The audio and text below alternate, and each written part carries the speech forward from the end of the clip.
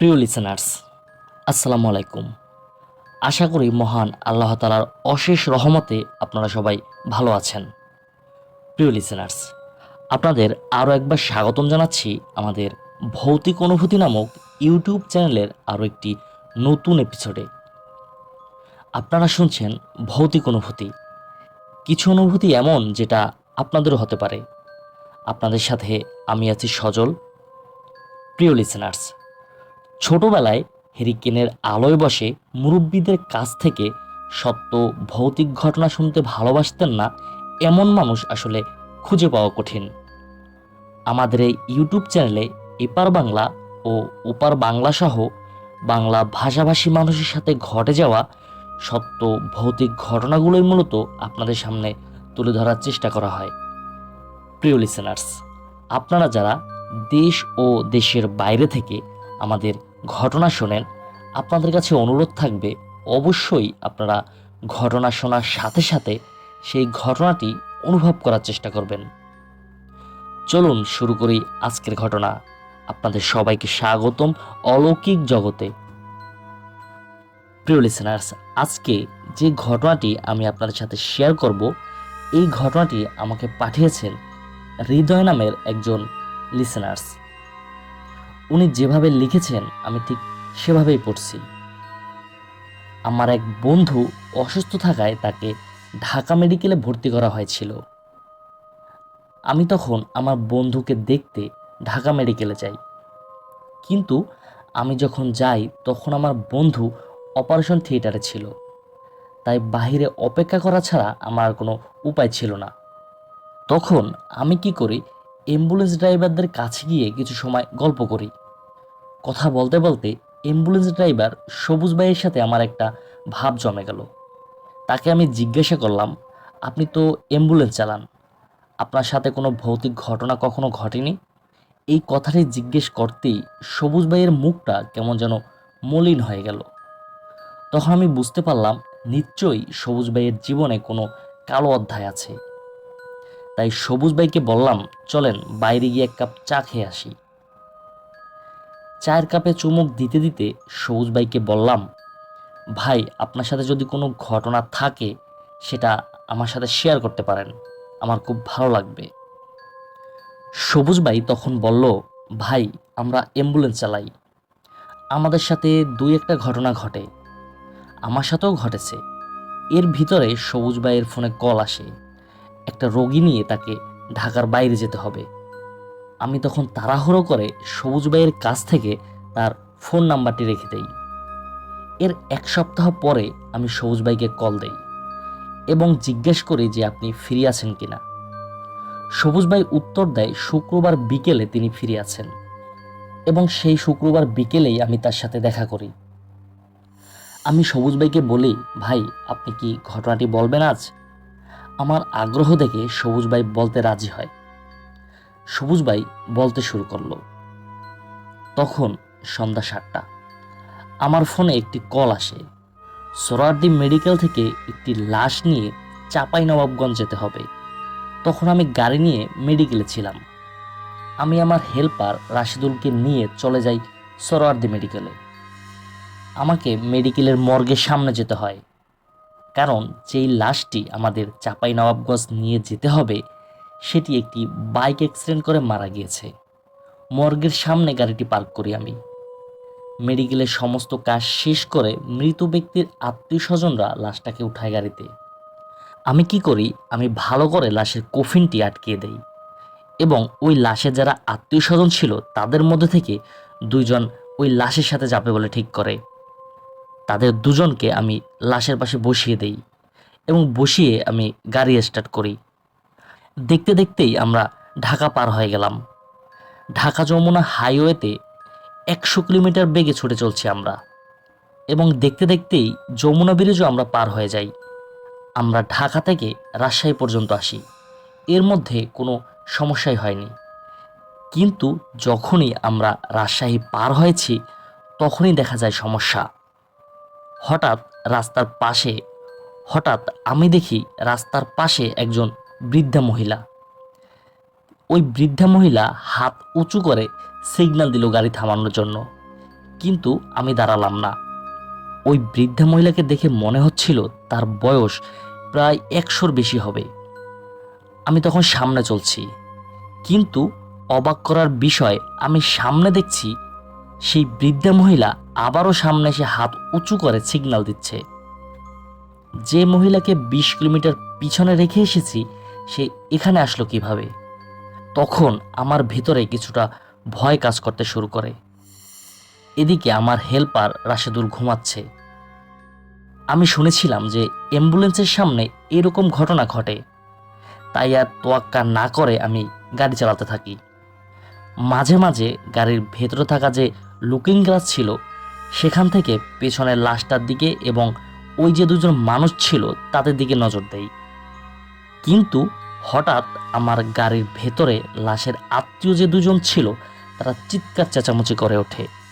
তখন আমি খুব দ্রুত রাস্তার পাশে আমার গাড়িটাকে সাইড করি এবং হেল্পারকে ডাক দিয়ে গাড়ি থেকে নেমে পড়ি। গাড়ি থেকে নেমেই আমি গাড়ির পিছনে গিয়ে পিছনের দরজাটি খুলি এবং তাদেরকে জিজ্ঞাসা করি যে কি হয়েছে। তারা বলে, এই দেখেন ভাই, লাশটা কফিনের ভেতরে জোরে জোরে ধাক্কা দিচ্ছে। কিন্তু আমি আসলে কিছুই দেখতে পাচ্ছিলাম না। আমি বললাম, কই ভাই, কফিন তো ঠিকই আছে, কেউ তো ভেতর থেকে ধাক্কা দিচ্ছে না। তারা কাঁপা কাঁপা কণ্ঠে বলল, ভাই বিশ্বাস করেন, এতক্ষণ ভেতর থেকে ধাক্কা দিচ্ছিল, কিন্তু আপনি আসার পর থেমে গেছে। আমি তাদেরকে বলি, আপনাদের চোখে ঘুম তো, তাই হয়তো ভুল দেখেছেন, এখন আর ঘুমাবেন না, জেগে থাকবেন। কিন্তু ওরা দুজন কিছুতেই গাড়ির ভেতরে যেতে রাজি হচ্ছিল না। কিন্তু মৃত ব্যক্তি তো ওদেরই আত্মীয়, তাই বাধ্য হয়েই ওদের থাকতে হয়। আমি হেল্পারকে নিয়ে গাড়িটা বন্ধ করে আবার যখন সামনের দিকে গাড়ি থেকে উঠতে যাব তখন দেখি আমাদের থেকে আনুমানিক 30 হাত দূরে সেই মহিলাটি দাঁড়িয়ে আছে এবং খুব আস্তে আস্তে সে আমাদের দিকে হেঁটে আসছিল। আমি তাড়াতাড়ি করে গাড়িতে উঠি এবং খুব দ্রুত গাড়ি চালাতে শুরু করি। প্রায় 10 মিনিটের মতো গাড়ি চালাই আমি। এর ভেতরে আবার গাড়ির ভেতর থেকে সেই দুজন খুব জোরে চিৎকার দিতে শুরু করে। আমি আবারও গাড়িটা সাইড করি এবং গাড়ি থেকে নেমে ওদের কাছে যাই। যাওয়ার সাথে সাথে ওরা গাড়ি থেকে নেমে পড়ে এবং তারা বলে যে আমরা গাড়ির ভেতরে থাকতে পারবো না। আমি বললাম, কি হয়েছে ভাই? ওরা দুজন বলে, কফিনের ভেতর থেকে কে যেন কুকরে কুকরে কাঁদছে। আমি বললাম, আরে ভাই, আমি তো কিছুই দেখতে পাচ্ছি না, কই কফিন তো ঠিকই আছে, কারো কান্নার আওয়াজও তো আমি শুনতে পাচ্ছি না। ওরা দুজন বলল, ভাই বিশ্বাস করেন, এই কফিনের ভেতর থেকে আসলেই কান্নার আওয়াজ আসছিল এবং মনে হচ্ছিল ভেতরের মানুষটা এখনো জীবিত, সে বের হয়ে আসার চেষ্টা করছে। এইবার আমি আমার হেল্পার রাশেদুলকে ওদের সাথে থাকতে বলি। রাশেদুলকে ওদের সাথে থাকতে দিয়ে আমি আবার সামনে গিয়ে গাড়িটা চালাতে শুরু করি। কিন্তু এবার আমি সামনে বসেই লুকিং গ্লাসের মাধ্যমে ওদের নজরদারি করছিলাম। আমি হয়তো 7 মিনিটের মতো গাড়ি চালিয়েছি। হঠাৎ সামনে দেখি সেই বৃদ্ধা মহিলাটি রাস্তার মাঝখানে দাঁড়িয়ে আছে। তখন আমি কি করব এইটা ভেবে না পেয়ে আমি তার উপর দিয়ে গাড়িটি চালিয়ে দেই। বলে রাখি, রাজশাহী থেকে চাঁপাইনবাবগঞ্জ পর্যন্ত রাস্তাটা কিন্তু খুব সরু এবং রাস্তার দুপাশে জঙ্গল আর জঙ্গল।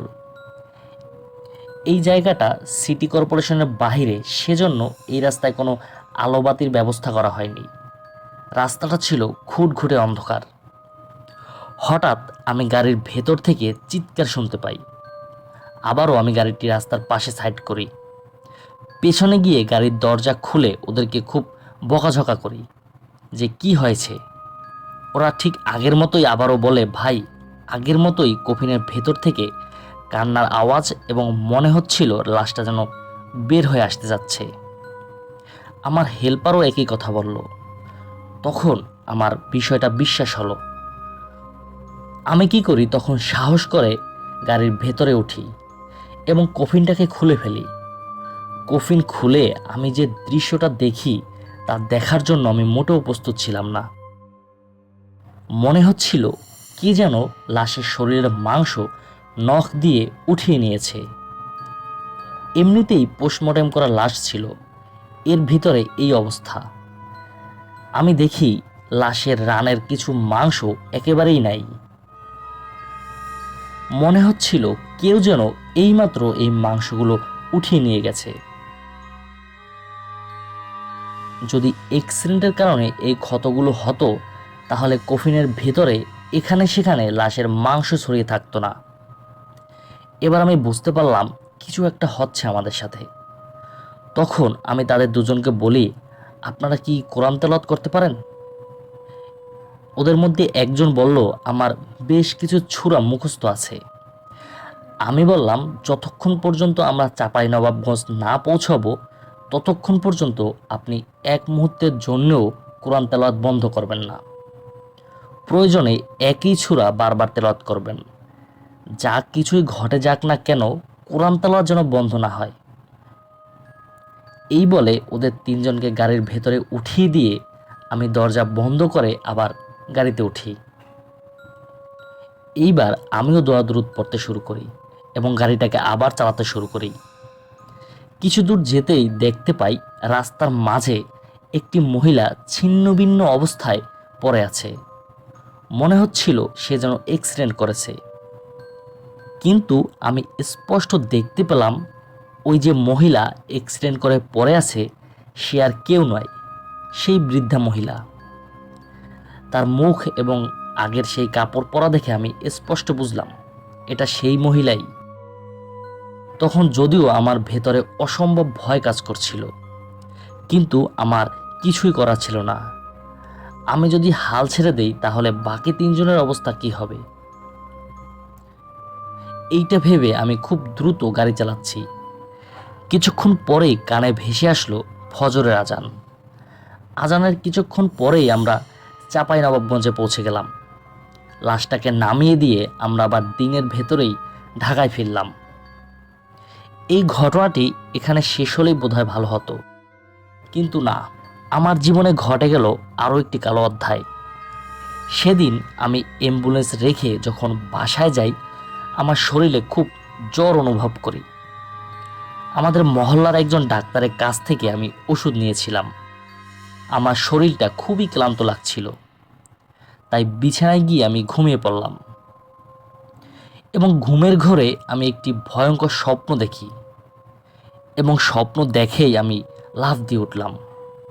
স্বপ্ন দেখেছিলাম একটি কালো অবয়ব আমাকে বলছে, তুই আমার মাকে খুন করে দিলি, আমি তোর বংশ নির্বংশ করে দিব। আমি তখন দোয়া কালাম পরে আবারও ঘুমালাম, কিন্তু এবারও আমি ঠিক একই স্বপ্ন দেখলাম।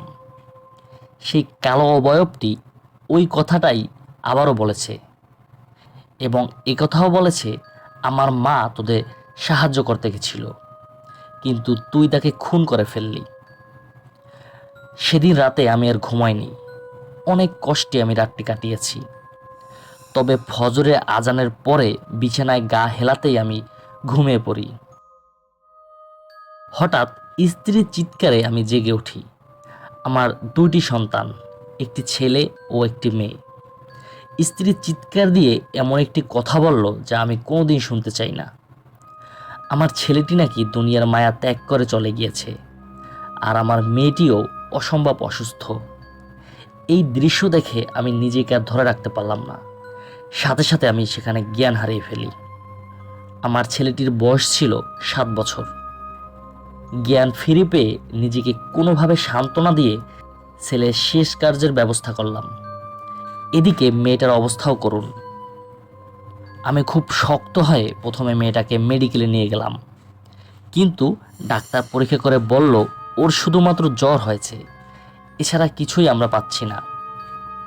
ডাক্তার কিছু ওষুধ দিয়ে দিলেন, সেগুলো নিয়ে আমরা বাসায় ফিরে এলাম।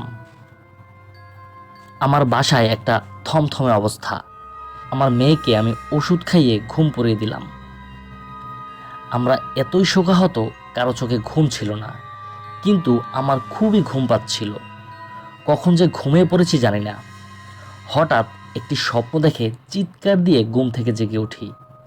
আমি স্বপ্ন দেখতে পাই সেই গতকালকের সেই অবয়বটি আবারও আমার সামনে হাজির। সে আমাকে বলেছে, বলেছিলাম না তোর বংশ নির্বংশ করে দেব। তোর ছেলেকে নিয়ে গেলাম, এবার তুই এবং তোর মেয়ের পালা। সেই রাতটা আমি আর ঘুমাইনি।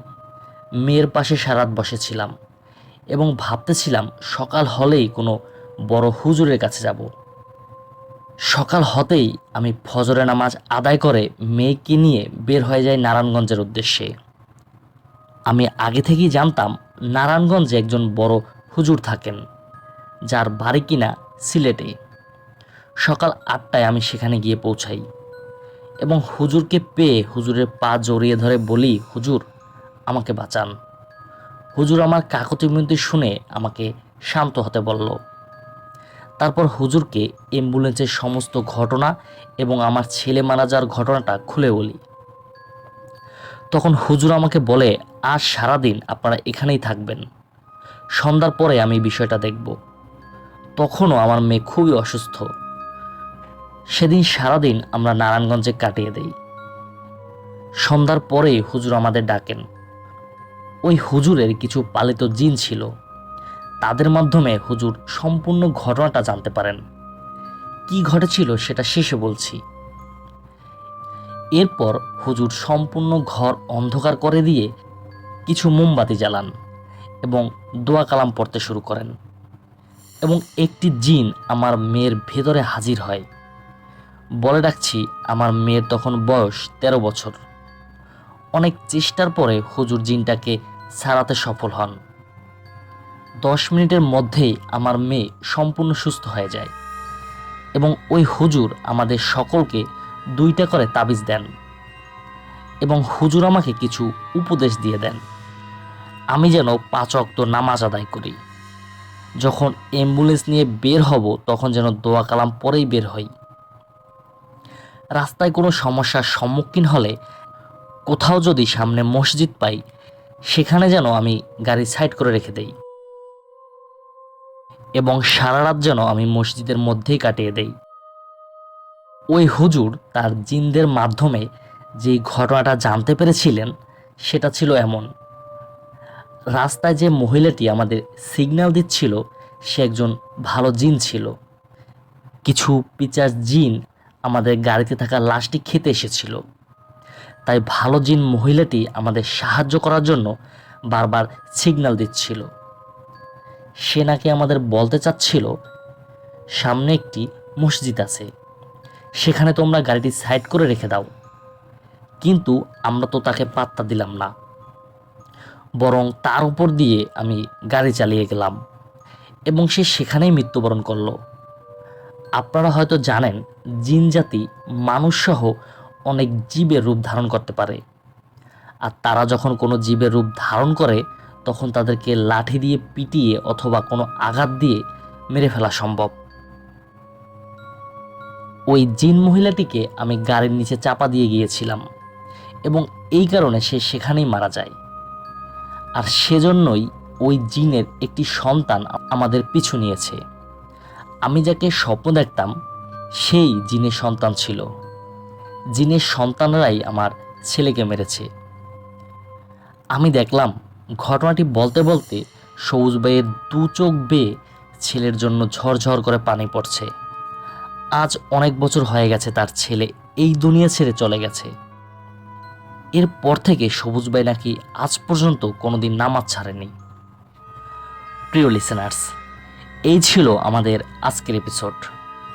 মহান আল্লাহ তাআলার এই দুনিয়ায় কত যে রহস্য লুকিয়ে আছে তার ধারণা আমরা করতে পারি না। মহান আল্লাহ তাআলার কাছে ফরিয়াদ থাকবে এই ধরনের সকল সমস্যা থেকে তিনি যেন আমাদের হেফাজত করেন।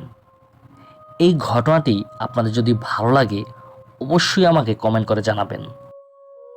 আর আপনারা যারা আপনাদের জীবনে ঘটে যাওয়া কোনো ঘটনা অথবা আপনার জানা কোনো সত্য ঘটনা আমাদের পাঠাতে চান, তারা ঘটনা লিখে অথবা রেকর্ডিং করে পাঠিয়ে দিন আমাদের হোয়াটসঅ্যাপ নাম্বারে। এই ভিডিওর নিচে ডিসক্রিপশন বক্সে আমাদের হোয়াটসঅ্যাপ নাম্বার দেওয়া আছে। আর আপনাদের কাছে অনুরোধ থাকবে আমাদের এই ছোট্ট চ্যানেলটি সাবস্ক্রাইব করার জন্য। ইনশাল্লাহ পরবর্তী ঘটনা শোনার আমন্ত্রণ জানিয়ে আজকের মতো এখানেই বিদায় নিচ্ছি। আসসালামু আলাইকুম।